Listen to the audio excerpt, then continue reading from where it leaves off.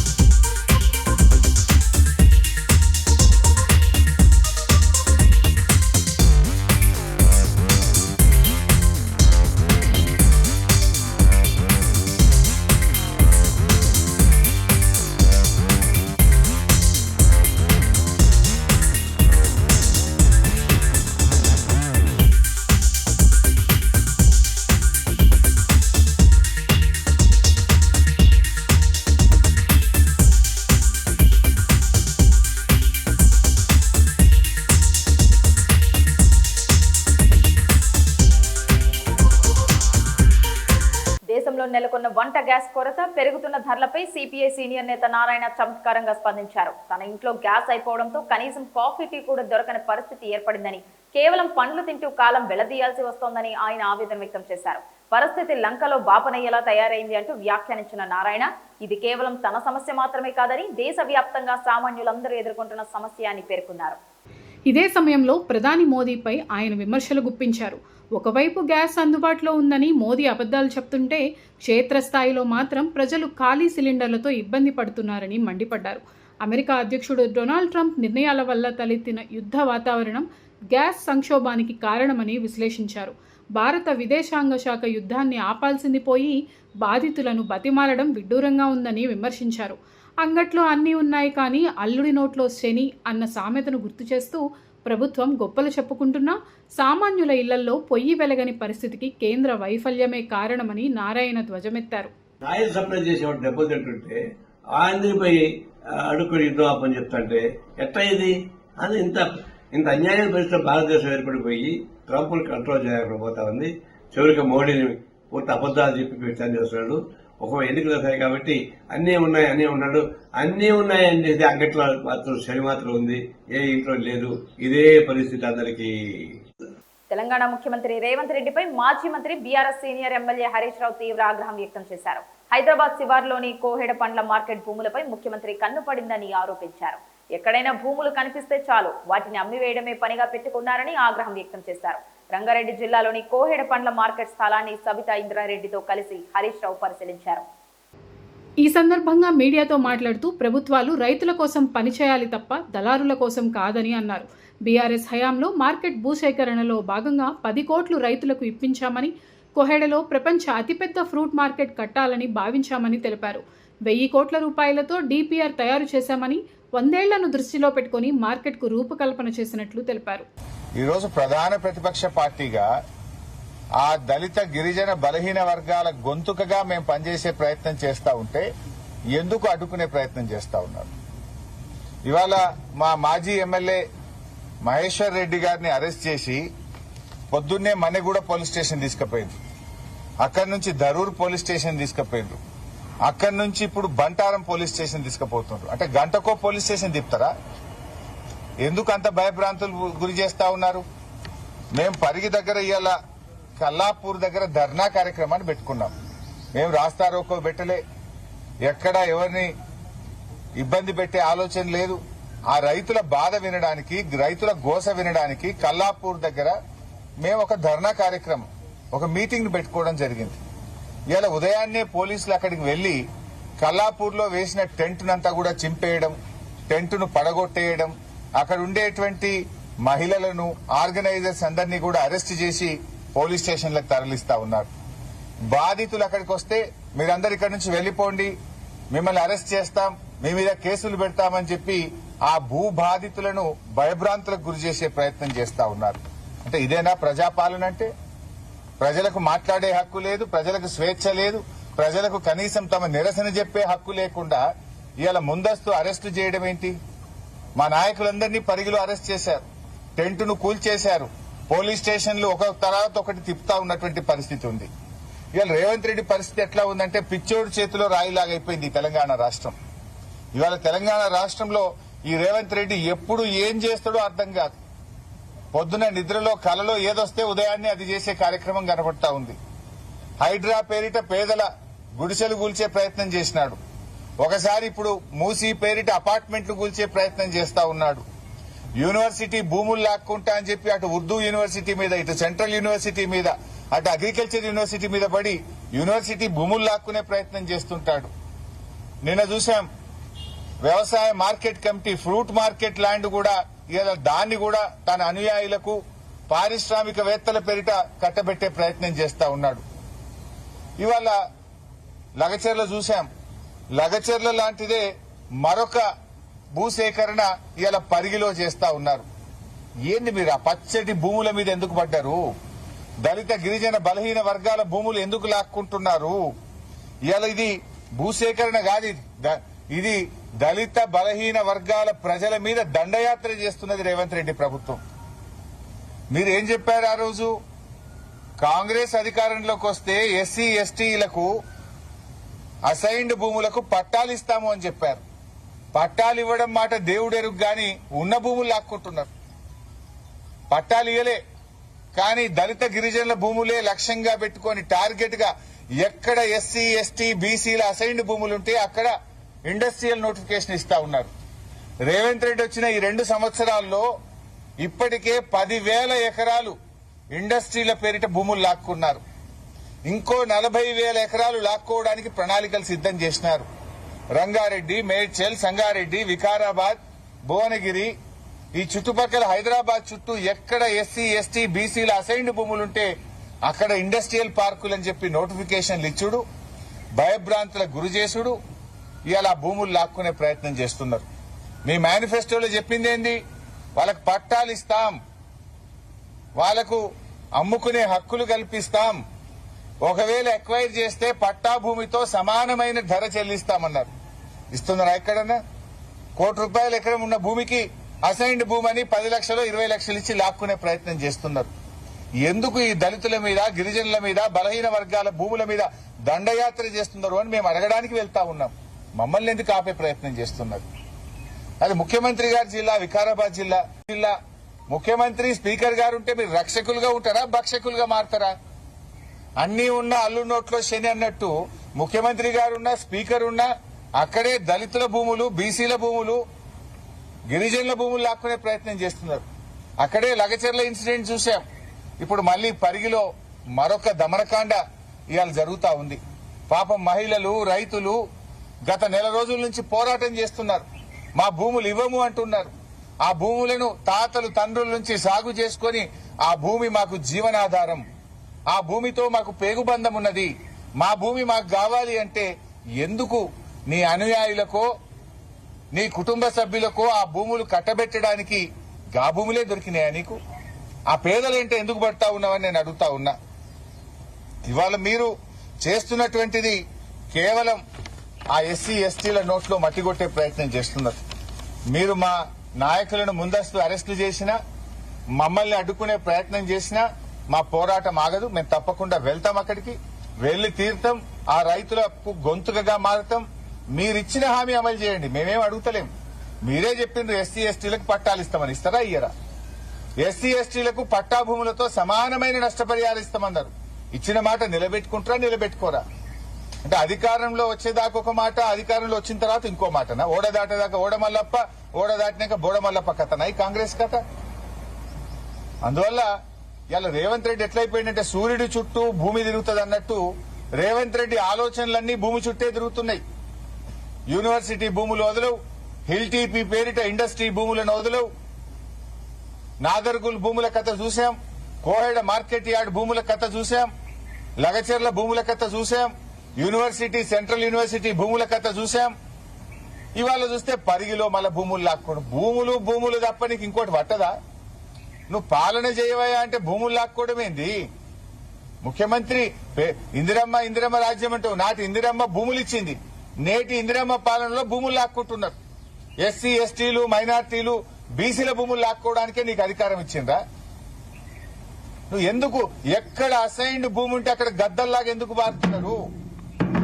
ఇప్పుడు నిన్న మేము కోహెడకు పోయినాం, తుమ్మల నాగేశ్వరరావు గారు ఏం చెప్పిండ్రు? మేం చెప్పింది కదా, ఈ భూమిని మేము బడా పారిశ్రామికవేత్తలకు ఇస్తాం, ఆ దిల్ భూములు హైకోర్టు కేసులున్న భూములు మార్కెట్ కడతామంటాడు. ఆ కోర్టు కేసు దిగాలి ఎప్పుడు, నువ్వు మార్కెట్ కట్టాలి ఎప్పుడు?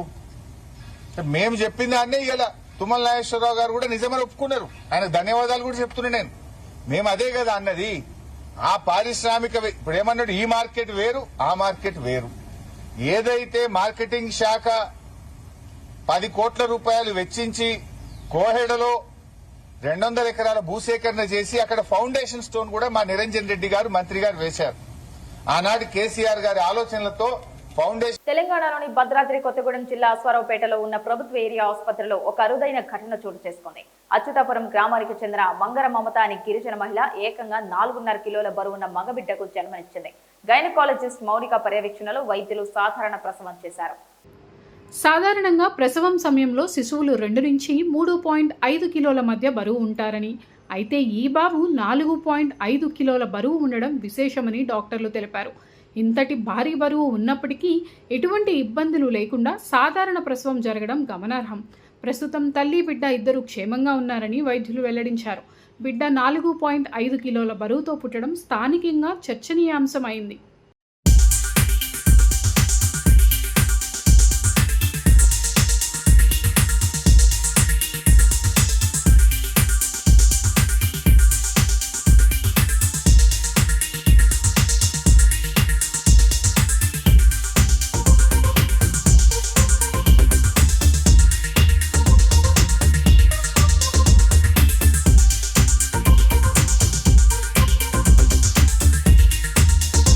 తెలంగాణ ఉప ముఖ్యమంత్రి మల్లు భట్టి విక్రమార్క ఆదిలాబాద్ జిల్లా పిప్రి బహిరంగ సభలో మాట్లాడుతూ పీపుల్స్ మార్చ్ పాదయాత్ర ద్వారా ప్రజల కష్టాలను స్వయంగా తెలుసుకున్నామని, తమకు అధికారం అంటే హోదా కాదు బాధ్యత అని ఆయన అన్నారు.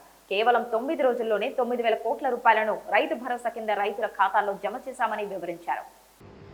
ప్రతి కుటుంబానికి వర్తించేలా 5 లక్షల రూపాయల ఇందిరమ్మ బీమా పథకాన్ని తీసుకువచ్చామని, ఇల్లు లేని పేదలకు ఇందిరమ్మ ఇళ్లు మంజూరు వేగంగా సాగుతుందని చెప్పారు. సామాజిక అంతరాలు లేని సమాజం కోసం రాష్ట్ర వ్యాప్తంగా యంగ్ ఇండియా ఇంటిగ్రేటెడ్ స్కూల్స్ నిర్మిస్తున్నామని తెలిపారు. ఆదాయాన్ని సృష్టించి ఆ సంపదను ప్రజలకే పంచడం తమ ప్రభుత్వ లక్ష్యమని పేర్కొన్నారు. నాడు పాదయాత్రలో ముఖ్యమంత్రి రేవంత్ రెడ్డి ఇచ్చిన ప్రతి హామీని 100% అమలు చేస్తామని బట్టి విక్రమార్క ఈ సందర్భంగా ప్రజలకు భరోసా ఇచ్చారు. అధికారం అంటే అది ఒక హోదానో, అధికారం అంటే అందల వెక్కి పెత్తనం చేయటమనో ఆలోచన మా కేబినెట్లో ముఖ్యమంత్రి గారికి కానీ సహచర మంత్రులకు కానీ ఏ ఒక్కరికి లేదు. కాబట్టే కేవలం 2 సంవత్సరాలలో ఆనాటి కాంగ్రెస్ పార్టీ ఆధ్వర్యంలో ఎన్నికల కంటే ముందు ఇచ్చినటువంటి హామీలన్నింటినీ కూడా, గ్యారంటీలన్నింటినీ కూడా దాదాపు 99% ఇచ్చిన గ్యారంటీలన్నింటినీ అమలు చేస్తున్నటువంటి ప్రజాప్రభుత్వం మన ప్రభుత్వాన్ని గుండెల నిండా ధైర్యంగా నేను చెప్పగలుగుతా ఉన్నాను. 200 కోట్ల రూపాయలతో కనీసం 20 నుంచి 25 ఎకరాల ప్రాంగణానికి తగ్గకుండా ప్రపంచంలో ఉన్నటువంటి అన్ని వసతులతో ఇంటర్నేషనల్ స్టాండర్డ్స్ లో మన రాష్ట్రంలో పుట్టినటువంటి బిడ్డలకు కూడా అన్ని వర్గాల వాళ్ళు ఒకటే ప్రాంగణంలో చదువుకోవాలి. చిన్ననాటి నుంచే ఒక వసుదైకైన కుటుంబంగా సమాజంలో అంతరాలు లేని విధంగా ఎదగాలనే ఉన్నతమైనటువంటి ఆలోచనతో ఈ రాష్ట్రంలో దాదాపు 100 స్కూళ్ళని. తెలంగాణ రాజకీయాల్లో సరికొత్త సమీకరణాలకు తెరలేపుతూ ఈ నెల 25న కొత్త రాజకీయ పార్టీని ప్రకటించబోతున్న తెలంగాణ జాగృతి అధ్యక్షురాలు కల్వకుంట్ల కవిత తన వ్యూహాలకు పదును పెడుతున్నారు. అన్ని వర్గాల మద్దతు కూడగట్టే పనిలో భాగంగా ఈ రోజు ఆమె హైదరాబాద్ లో బంజారా సామాజిక వర్గ ప్రముఖులతో భేటీ అయ్యారు. Retired additional DG TT Nayak నివాసానికి వెళ్లిన కవిత ఆయనతో పాటు పలువురు బంజారా ప్రముఖులతో మర్యాదపూర్వకంగా సమావేశమయ్యారు. తన కొత్త రాజకీయ ప్రయాణానికి మద్దతు తెలపాలని ఈ సందర్భంగా ఆమె వారిని కోరారు. ఈ సందర్భంగా ఆమె మాట్లాడుతూ మంత్రివర్గంలో బంజారాలకు ప్రాతినిధ్యం లేకపోవడంపై ఆవేదన వ్యక్తం చేశారు. ఇది ఆ సామాజిక వర్గానికి జరుగుతున్న అన్యాయమని ఆమె పేర్కొన్నారు. తమ పార్టీలో బంజారాలకు తగిన ప్రాధాన్యత ఇస్తామని, వారి అభివృద్ధికి తీసుకోవాల్సిన చర్యలపై ప్రముఖుల నుంచి సలహాలు, సూచనలు కోరుతున్నామని కవిత అన్నారు. ప్రత్యక్ష రాజకీయాల్లోకి రావాలనుకునే బంజారా యువతను, నేతలను తమ పార్టీలోకి సాదరంగా ఆహ్వానిస్తున్నట్లు కవిత పిలుపునిచ్చారు.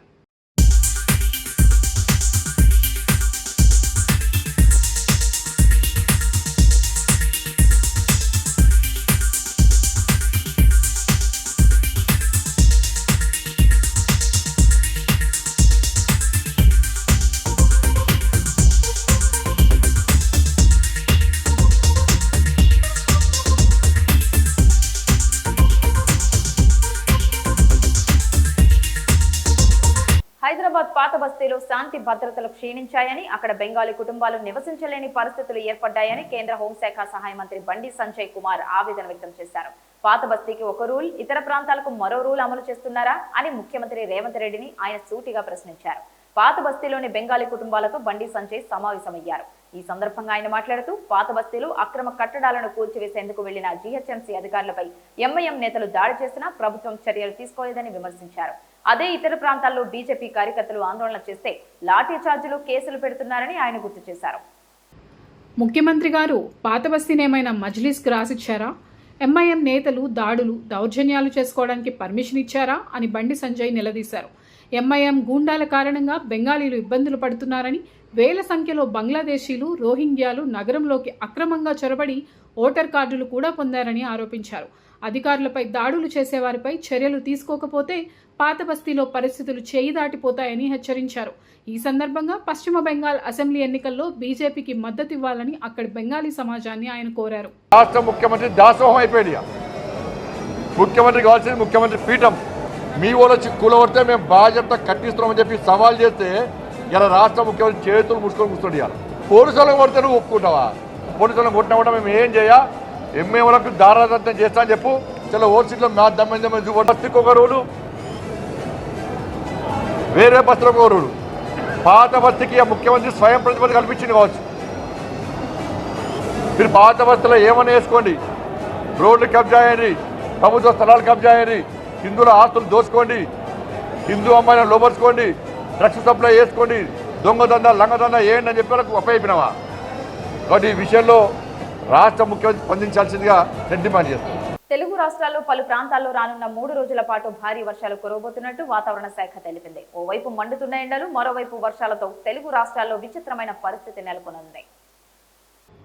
ఉరుములు, మెరుపులు వచ్చే సమయంలో చెట్ల కింద కానీ, బహిరంగ ప్రదేశాల్లో కానీ ఉండకూడదని అధికారులు హెచ్చరించారు.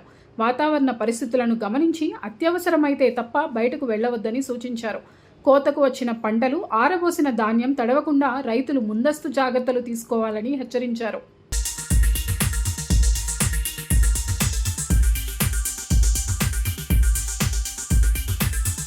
ఇవి ఇప్పటివరకున్న బులెటిన్ అప్డేట్స్. మరొక బులెటిన్తో మళ్ళీ కలుసుకుందాం. అంతవరకు సెలవు, నమస్కారం.